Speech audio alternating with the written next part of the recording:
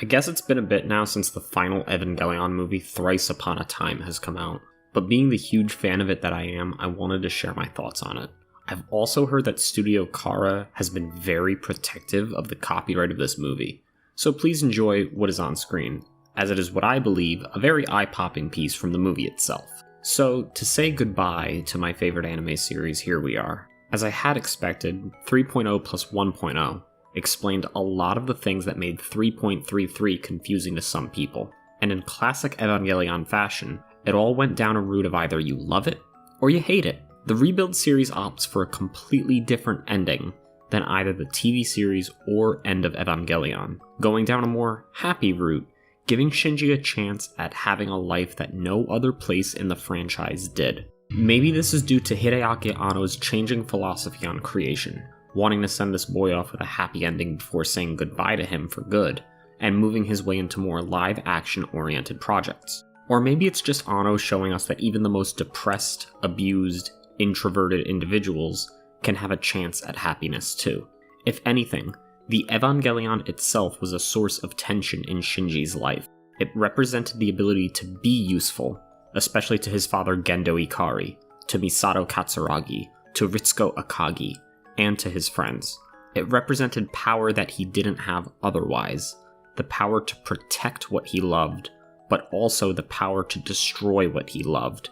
In the cases of Toji Suzuhara in the original series, Asuka Langley Soryu in the Rebuild movies, and Kaoru Nagisa in the original series as well, it created opportunities for him, but it also bred problems for him. With the Evangelion, Shinji can become someone important.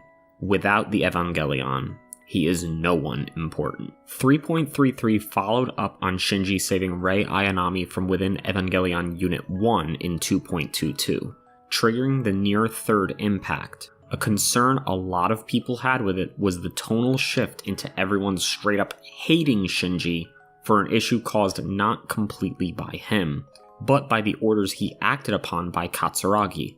3.0 plus 1.0 explains this with Ritsuko confronting Misato about Shinji's return to the Wunder, a ship Misato's faction, Villa, had repossessed from Nerve.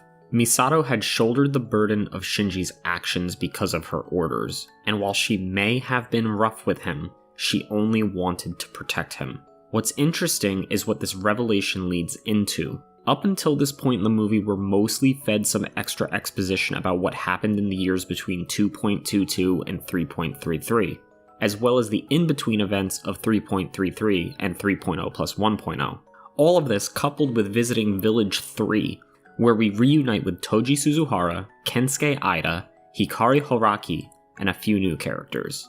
I will say, 3.0 plus 1.0 really does wrap everything up with every character you wish to see.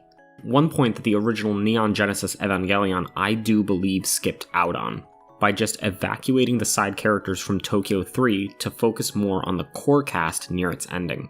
We learn what these people have been doing since near third impact, what their lives are like and what they've become, and in Ryoji Kaji's case, we learn he has died, much like in the original series, due to the events of near third impact, and Misato and his son has inherited his name. It's the second half of the movie that really starts moving in true Evangelion fashion. Shinji decides one final time to pilot Unit 1 and fight his father, after Mari and Asuka begin their assault on Nerve's army, an apparent mix of a new series of mass-produced Eva units, some of which appear to be more angel-like in their design. The culmination of the movie is Shinji versus Gendo in both reality and unreality. Shinji gets a look into Gendo's mind, and to be honest with you, I never thought I would cry because of Gendo Ikari. The original NGE, even in his past, made him seem like a rough guy that was pretty egotistical, when the only shed of emotions he had were for Yui, a young Shinji, and Rei. 3.0 plus 1.0 opens Gendo's book fully up, explaining the significance of Gendo's tape player handed down to Shinji being a way for Gendo, like Shinji, to avoid society. If the Hedgehog's dilemma was a thing that affected Shinji, it was because Gendo grew up similarly. Like father, like son, we gotta look into a younger Gendo, a piece of his life that NGE did not touch. I shed some tears when the words came out of his mouth. I'm sorry, Shinji, for sacrificing his own humanity, others' lives, all for a chance at seeing Yui again and putting his family back together. Of course, none of these intentions are changed from the original series, but to see Shinji exit Unit 1, realize it was Yui inside, and then Unit 13 with Gendo inside, grabbing Unit 1 and stabbing a spear through them in a lover's suicide was just very magical and emotional to watch. So I've told you a bit about the story. Some pieces I think it did better than the original series by filling in some gaps and how it connected the films together. But did any of that make it a good movie? Well, to be honest, it's Evangelion. Your mileage may vary here. I thought it was the perfect send-off for the series, the perfect goodbye, especially the ending scene, which may have some people fired up for some particulars of it. Others may feel like it adds too much, especially those not a fan of the time skip in the first place. One of the more rough parts was the huge exposition the movie needed to go through to explain just what 3.33 did to change things up. It wasn't boring by any means, but we're talking about a near 3-hour movie where almost an hour is dedicated to exposition. Is it necessary? Yes. Is it interesting? Mostly.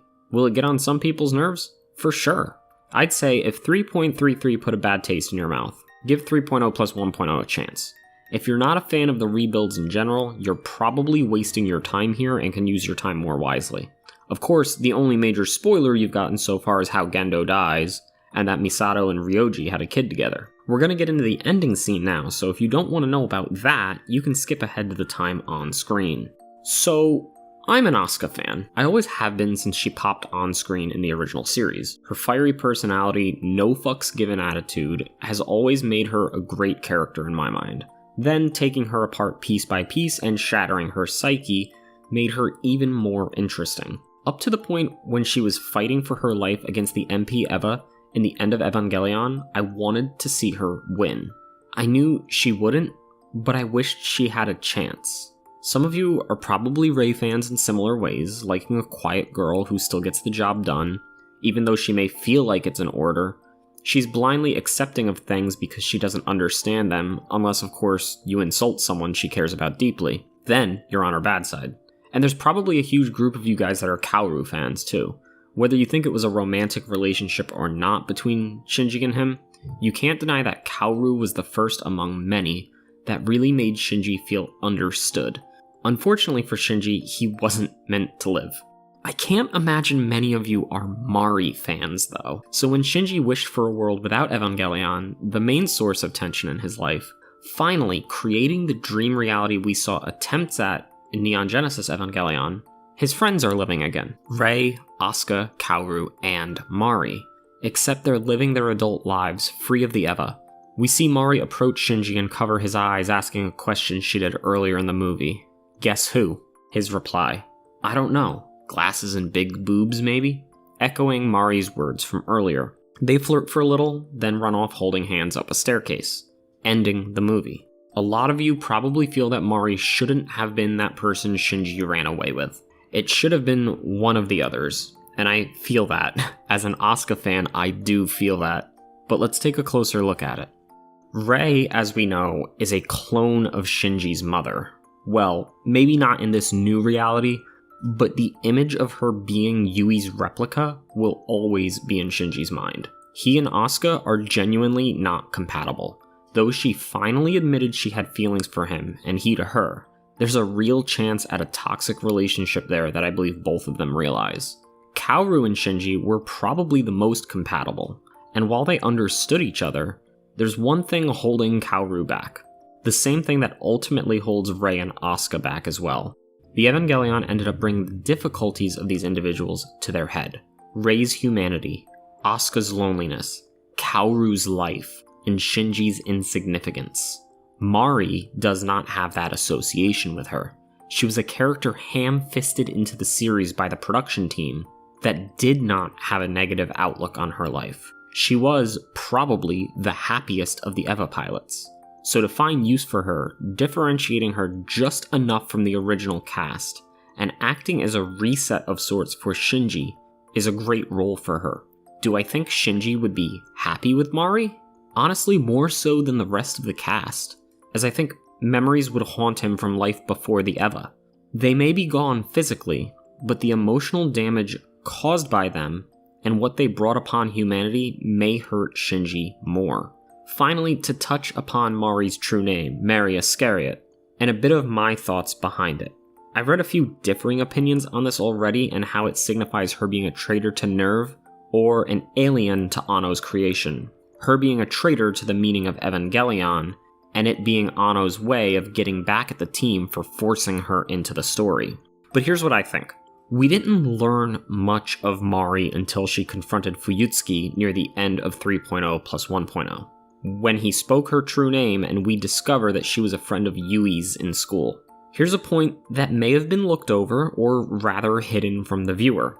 Like the original NGE, where characters had been named after Imperial Japanese World War II naval warships, the namesakes of characters from Rebuild are also through warships, though Anno had opted for post-warships this time, using Japanese maritime self-defense force vessels instead. Their names? Ayanami, Shikinami, and Makinami, all three of which are Ayanami-class destroyers. It was revealed in 3.0 plus 1.0 that Asuka Shikinami, much like Rei Ayanami, was a clone, and with the revelation that Mari Iscariot was alive alongside Yui, only two possibilities come to my mind. 1. Mari Makinami is a clone of the original Mari Iscariot, or 2. Mari Makinami was one of the original recipients of the Curse of the Evangelion. Option 1 leads us to a more rounded story. Option 2, not so much. But it differentiates Mari from the two original girls slightly, so much as to say, she's not mine, from Anno. So, for one final time, goodbye Evangelion. You were a major part of why I enjoyed anime in the first place. You got me interested in it, you made me return to it, and now the book on you is closed for good. While I still have other pieces of media to consume in the franchise, like the various different manga and the anime novels, I now no longer have to wait for movies that will seemingly never be released. Contemplate on if something is a hint for it 5 years prior to the release, or any of that. It's the end of a chapter for anime as a whole. Though originally Evangelion made its impact back in 1995 and 96, it has stuck with fans and haters through the 25 years since its premiere. It's the one show you can always go back to as an example of the best anime you've ever watched, or the worst. Either you don't understand it, you do understand it, or nobody understands it. The opinions on Eva are vast, and I don't think another show will come around and create a similar impact anytime soon.